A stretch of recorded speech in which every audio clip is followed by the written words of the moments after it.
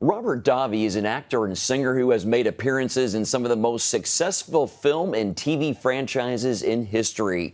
Die Hard, Predator, and Pink Panther are just a few of the projects he's been a part of. And now he is using his star power as an outspoken advocate for conservative values. Welcome, Robert. We appreciate your time today. Thank you, Mark. And you got to mention Goonies and, of course, License to Kill, James Bond film. Yeah, I was going to say Goonies. My wife and I love that movie. We just watched it recently, and definitely remember you as the villain who sang in an opera voice. So, yeah, a lot of good memories there. Well, first of all, have you faced a lot of backlash as a conservative in Hollywood?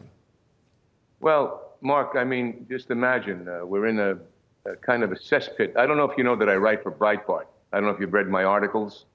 But Andrew Breitbart was a friend of mine, and I've been writing, I guess since the inception of when he had the first site, Big Hollywood, and continued on all through to recently.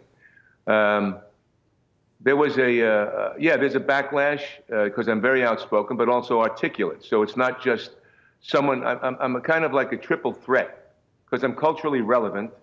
I have a strong voice and a bit more articulate than most and frame an argument a bit clearer than most. For instance, I've been fighting for Christian values, Judeo-Christian values, since the beginning. When you think about in Santa Monica, they had 60 years. This is Christmas season, the holiday season.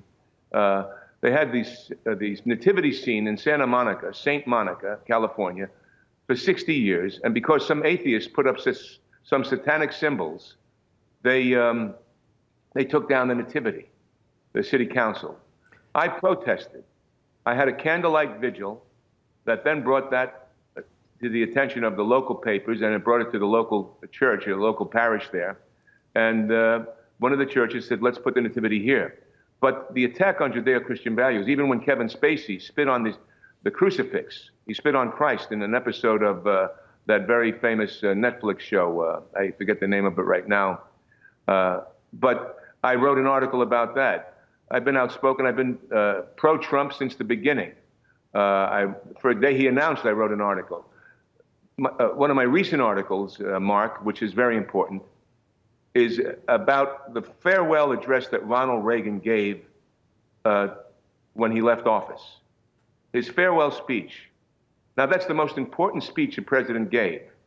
And in a bit or two, I'd like to just quote a bit from that speech, if that's okay from you.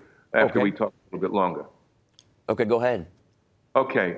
Ronald Reagan said this. He said, finally, there is a great traditions of warning and presidential farewells. And I've got one that's been on my mind for some time. But oddly enough, it starts with one of the things I'm proudest of in the past 8 years. The resurgence of national pride that I call the new patriotism.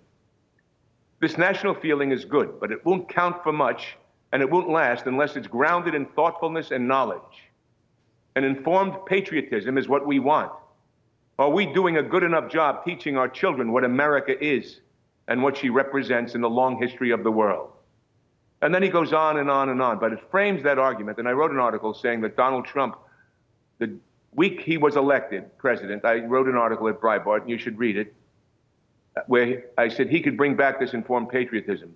Now, this film that I'm discussing that I have no part in except a fan of, and because I feel that our nation, we've been lacking and losing our nation through indoctrination in the educational system. I think you all know that, through the attack on our Judeo-Christian values continually, and the attack on our Constitution.